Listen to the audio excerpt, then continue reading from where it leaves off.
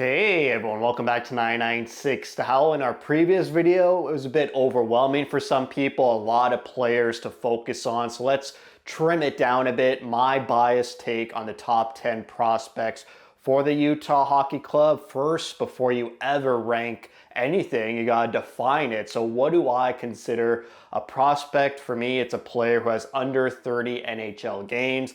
So on this list, Cooley, Gunther, they're ineligible for this list. The only awkward one is Soderstrom, who's played 53 NHL games, if you could believe it. Still considered by me, even though I'm going against my definition, a prospect, but he's ineligible since he's played over 30 games. And Josh Stone is eligible. He's only played 11 games, but he had a wonderful showing at the end of last season. So Josh Stone is eligible.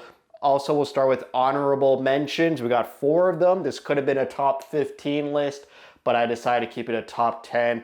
Honorable mentions are Maximilian Zuber, Mikko Matika, Julian Lutz, and Castagna. Completely forgot his first name. Probably Jonathan Castagna almost made the cut. So let's go with number 10. A defenseman here, even though I just spoiled it by saying his position.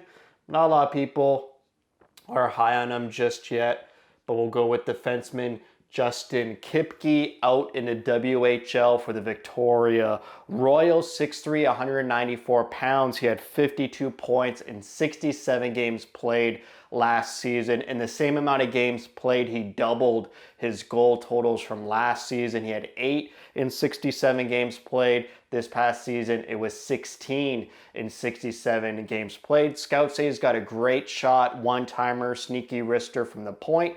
And he also made the first team, all-star team for his division alongside Iginla, another prospect for Utah. If you remember Connor Geekie? He also made a first team all-star for his respective division in the WHL. So small little accolades like this, it builds up confidence for the prospect. It's great to see them get accomplishments, and that's sort of a signal like you should keep an eye on this player. He was drafted in the 5th round, so great progression by Kipy. Next, we'll go to 7th rounder Sam Lipkin, who finished his NCAA college career recently. He had 78 points in 78 games played. Point per game player for her 7th round pick is pretty remarkable over 2 seasons in the NCAA. He did play 7 games for the Roadrunners last season. I think last video I said 2, but it was 7 games. Only 1 assist. Hard to just transfer from college and get thrown into a playoff race fire type environment in the American Hockey League. He's going to be a top line centerman for the Roadrunners this upcoming season, with Geekie traded for Sergachev. So I'm excited, and he's got a lot of weight on his shoulders to carry this center depth for the Roadrunners, and let's see if he's up to the task. He's 6'2", 192 pounds for a centerman. Next, we go to number 8. Lipkin was ranked number 7 in my last year's video. I'll put in last year's video in the description, but going for number 8, another defenseman. Why am I writing his first name? Never did that for any of the other ones.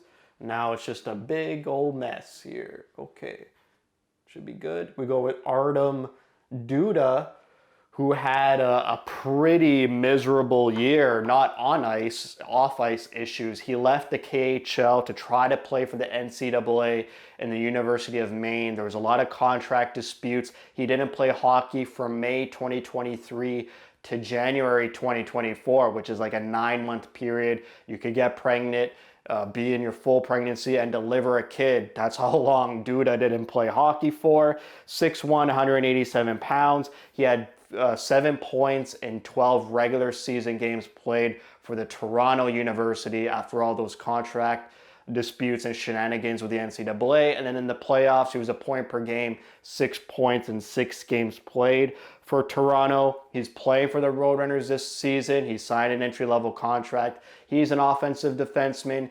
Scouts say he's got elite skating. He has great hockey IQ offensively and defensively. To me, he could be a replacement for Soderstrom, who is yet to sign a contract at the time of this video. and yet to be traded. There's speculation on what they're going to do for Soderstrom. Second round pick for defenseman Ardam Duda. And then we'll go in number 7. Recently drafted Beaudoin. He was chosen 24th overall. Another centerman. In my eyes, he's going to replace Connor Geekie. It's going to be a while, maybe 2 years, to get where Geekie was when we traded him. A lot of mention of Geekie in this video. I'm not sure if I've moved on from him yet. 6'2", 209 pounds for Beaudoin. He had 62 points in 67 games played in the Ontario Hockey League. Two-way center, great defensively, great off the puck, physical battler, drives the net, creates chaos. I expect him to be a point-per-game player next season in the Ontario Hockey League. For number 6, we got one of the two towers here on the list, towering defenseman in Maverick Laro. A bit of a turbulent development path for Laro since we've drafted him. He's been injured in back-to-back seasons, but the plan is for him to play for the Tucson Roadrunners this upcoming season. For me, it's just about staying healthy and being a top 4 D-man for the Roadrunners. Maybe that's a call-up if one of our defensemen get injured as well. He's 6'7", 214 pounds. He had 33 points in 39 games played in the Quebec Maritime Junior Hockey League, and he was an alternate captain for his team. I'm excited to see him on the AHL, maybe watch some games. It's hard to watch Quebec games, so just to finally watch him play hockey, it's going to be great to see. I loved him in the prospect tournament last September. I'm sure he'll be in the prospect tournament in a couple of weeks as well. Defenseman, drafted in the first round at 29th overall. Then we go to the top 5. I'm sure we all know this player. We've seen him play hockey before. Oh, I don't know why I did that. We'll go with Josh Doan. Completely surprised me. He was like the jumper cables to a hopeless and lifeless Coyotes near the end of the season. Last season, he had 9 points in 11 games played, 5 goals out of those 9 points. He had 26 goals, 20 assists for the Roadrunners in 62 games played. He was one of the top rookies in the American Hockey League before getting promoted to the Coyotes. 26 goals, that's nothing to sniff at. That's great numbers. He could be a bit more physical in my eyes, but like Cole Beaudoin, he goes to the dirty areas, he battles for pucks, he drives the net, he just plays hockey the right way, doesn't really cheat. He was also a former captain for ASU in his college career, so he's got those leadership capabilities and abilities just like his father. Excited to see Doan full-time in the NHL this upcoming season for Utah. Drafted in the second round. I had him ranked 8th place last season. He's jumped to number 5. Then we'll go to number 4, who was ranked number 9 last year, and now he's moved up to number 4. The first goalie and only goalie on the list is Michael Horbal, a huge goalie. What is he? 6'6", 209 pounds. He was a starting goalie for UMass in the NCAA, where he'll play again this upcoming season.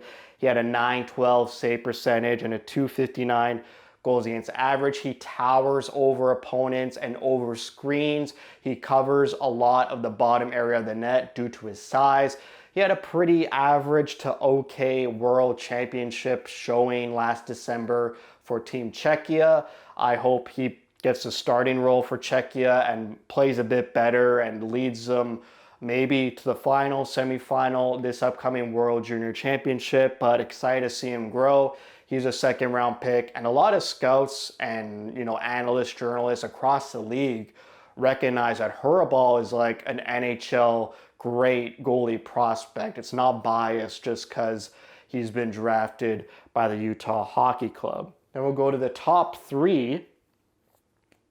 We'll start with number 3, I guess. Drafted 12th overall. Pretty short name.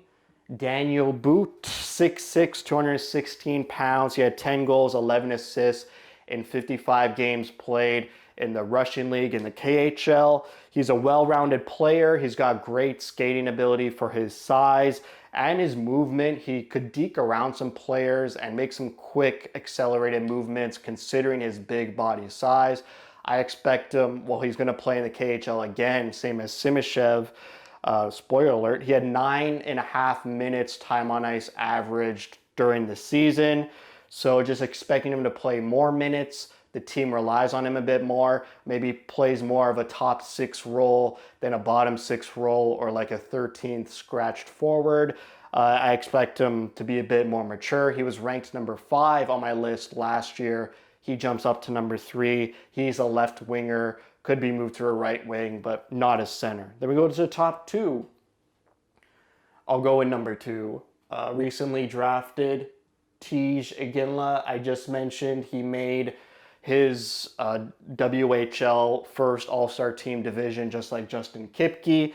For his position as a winger, he's 6 feet, 192 pounds. He had 84 points in 64 games played for the WHL. He's already over a point per game, whereas when we drafted Geeky, I think he was right under a point per game. So he's already eclipsed that point per game mark, which you love to see for top draft prospects. Just excited to see him grow and just be a leader on his team and get more points. Maybe he hits 100 points. He's already at 84. It doesn't seem too far-fetched. He had 9 goals, 6 assists, 15 points in 11 games played in the WHL playoffs. He's got great playmaking skill, great hockey sense, but like Beaudoin, he doesn't cheat. Like Josh Doan, he plays hockey the right way, which is sort of the MO Bill Armstrong is trying to build for this Utah hockey team. No cheating, you're playing hockey the right way, and everyone's gonna battle and not take a shift off and be a passenger on the team. So we go with number 1. He was ranked number 4 last year. Now he's ranked number 1, drafted 6th overall from the KHL, Dimitri Simashev, the other tower of the 2 towers of Simashev and Lamoureux. I hope we get to see them on the same defensive pairing for Utah, or maybe the Roadrunners in the future. 6'5", 203 pounds. He had 10 points in 63 games played in the KHL. He plays on the same team as Daniel Boot.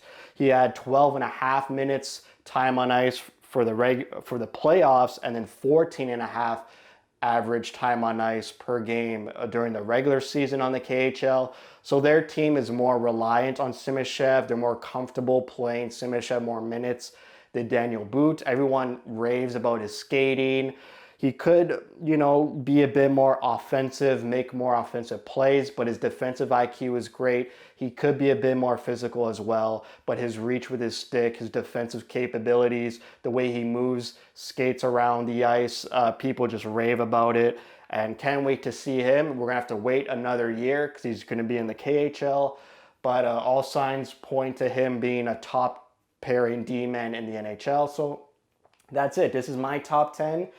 Take it or leave it. Last year, I had Langlois as my number 10 prospect, and they decided to not sign him. So you never know. But this is my bias.